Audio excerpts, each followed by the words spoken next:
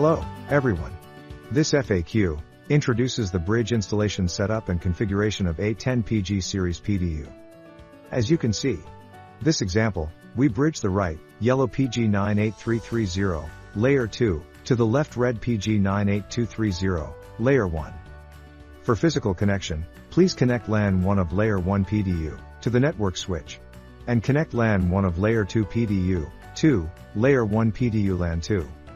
As for the web GUI setting, in this example, the PG98230 IP is 192.168.0.61. Let's log in to PG98230 first. As for PG98330, the IP is 192.168.0.60, which we have already logged in. Back to the first level PG98230. For bridge connection, we need to make sure that the layer 1 PDU web GUI setup page, under device configuration, its enable bridge function is checked. Switch to PG98330. And make sure these non-first level PDU's enable bridge function is unchecked. Switch back to the cascade page of PG98230. Search the same network segment PDUs. In this case, we have searched PG98330.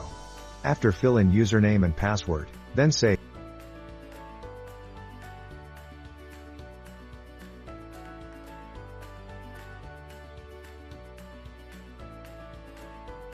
to complete the bridge setup.